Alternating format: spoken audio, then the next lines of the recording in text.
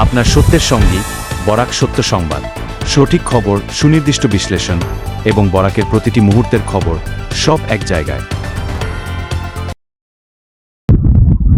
সদ্য ঘোষিত বড়োল্যান্ড নির্বাচনে শাসক দল ইউপিপিএল ৭, বিজেপি ৫ এবং বিপিএফ ২৮টি সিটে জয়ী হয়েছে।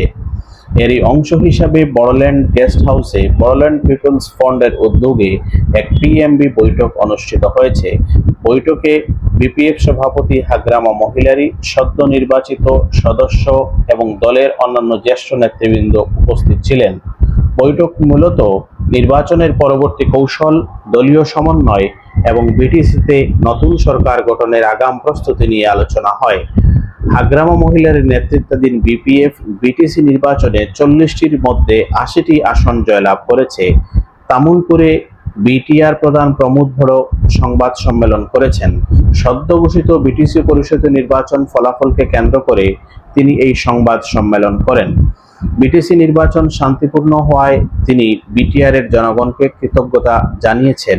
একই সঙ্গে বিপিএফ দল এবং হাগ্রামা মহিলারকেও ধন্যবাদ জানিয়েছেন। প্রমোদ বড়ো বলেছেন, বড়োল্যান্ডের স্বার্থে কাজ করার জন্য তার দল সবসময় বিপিএফকে সমর্থনের জন্য প্রস্তুত।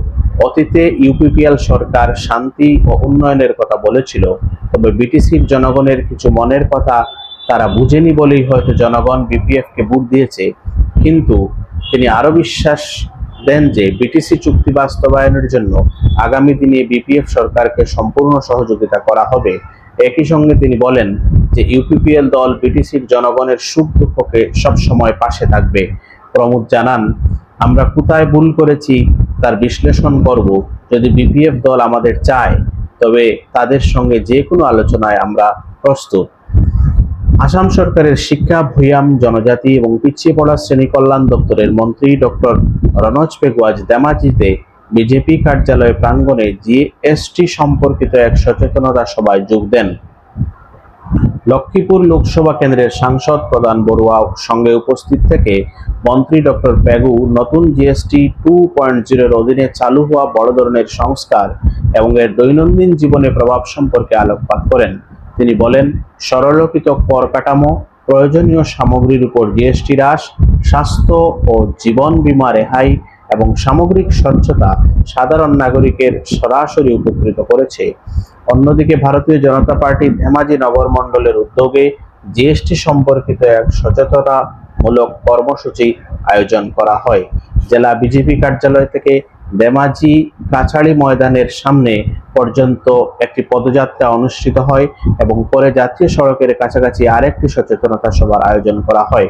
সভায় সাংসদ প্রধান বড়ুয়া প্রধানমন্ত্রী নরেন্দ্র মোদীর নেতৃত্বাধীন কেন্দ্রীয় সরকারের জিএসটি হ্রাসের সিদ্ধান্তকে মধ্যবিত্ত ও নিম্ন মধ্যবিত্ত পরিবারগুলির বিশেষ সহায়তা প্রদানের জন্য প্রশংসা করেন। এই পদক্ষেপ গ্রহণ করার জন্য তিনি প্রধানমন্ত্রীকে ধন্যবাদ জানান। নাবালিকা ধর্ষণের অপরাধে কাছাড়ের এক যুবককে 25 বছরের কঠোর কারাদণ্ড দেওয়া হয়েছে। পাশাপাশি তাকে 50,000 টাকাও জরিমানা করা হয়েছে। সাজাপ্রাপ্ত যুবক উদারবন্দের বাসিন্দা রাজদীপ দাস কাছাড়ের অ্যাডিশনাল সেশন জাজ নারায়ণপুরের আদালতে বিচার প্রক্রিয়া শেষে পস্কো আইনের 4(2) ধারার অধীনে অভিযুক্ত রাজদীপ দাসকে দণ্ড দেওয়া হয়েছে। পুলিশ সূত্রে জানা গেছে, 2024 সালের 11 অক্টোবর সকালে এক 16 বছরের নাবালিকা বেড়াতে বেরোলে রাজদীপ রায়ের লালসার শিকার হয়। পরবর্তীতে পরিবারটি নাবালিকাকে উদ্ধার করে উদারবন থানায় অভিযোগ দায়ের করে। অভিযুক্তের বিরুদ্ধে ভারতীয় দণ্ডবিধির একাধিক ধারায় ধর্ষণ ও অপরাধের অভিযোগ আনা হয় এবং এরই অপরাধে শিশু সুরক্ষা আইন পস্কো 2012 এর 4(2) এর ধারায় অধীনে মামলা রুজু করা হয়। শারদীয় দুর্গাপূজা উপলক্ষে মুখ্যমন্ত্রী ডক্টর হিমন্ত বিশ্ব শর্মা মহাশয়ের পক্ষ থেকে রাজ্যের সর্বজনীন পূজা মণ্ডপগুলিতে 10,000 টাকার আর্থিক অনুদান প্রদান করা হয়েছে। এরই অংশ হিসাবে আজ নিলামবাজার ডাকবাংলো প্রাঙ্গণে দক্ষিণ করিমগঞ্জ বিধানসভা সমষ্টির অন্তর্গত 44টি পূজা কমিটির হাতে এই চেক প্রদান করা হয়। উক্ত অনুষ্ঠানে প্রধান অতিথি হিসাবে উপস্থিত ছিলেন রাজ্যের মন্ত্রী কৃষ্ণেন্দু পাল। তিনি রাজ্যের মুখ্যমন্ত্রীর নেতৃত্বের প্রশংসা করেন এবং উপস্থিত সবাইকে দুর্গোৎসবের শুভেচ্ছা জানান। উক্ত অনুষ্ঠানে অন্যান্যদের মধ্যে উপস্থিত ছিলেন বিধায়ক সিদ্দিক আহমদ, মহিলা কমিশনের সদস্য শিপ্রাগুন, জেলা মাইনরিটি বোর্ডের চেয়ারম্যান ইকবাল হোসেন, প্রমথেশ দে, বিজেপি মণ্ডল সভাপতি, পূজা কমিটির সভাপতি, সম্পাদক সহ অন্যান্যরা। শ্রীভূমি পৌরসভার কার্যবাহী আধিকারিক এক বিজ্ঞপ্তিযোগে শ্রীভূমি শহরের দুর্গাপূজা কমিটির সভাপতি ও সম্পাদকদের পূজা মণ্ডপের পাশে পৃথক দুটি ডাস্টবিন রাখার আহ্বান জানিয়েছেন। এতে একটি ডাস্টবিন শুকনো আবর্জনা, অপরটি ভিজা আবর্জনা ফেলার জন্য রাখতে বলা হয়েছে। পৌর কর্তৃপক্ষ থেকে দুর্গাপূজার সময় প্রতিদিন সকাল ও বিকাল এই ডাস্টবিনের আবর্জনা তুলে নেওয়া হবে বলে বিজ্ঞপ্তিতে জানানো হয়েছে। এছাড়াও জনগণ ও পূজা কমিটির কর্মকর্তাদের যত্রতত্র আবর্জনা না ফেলতে এবং শুধু নির্ধারিত ডাস্টবিনে এই আবর্জনা ফেলার আহ্বান জানানো হয়েছে। বরাক সত্য সংবাদ দেখার জন্য ধন্যবাদ। সর্বশেষ আপডেটের জন্য সাবস্ক্রাইব করুন এবং আমাদের সঙ্গে থাকুন।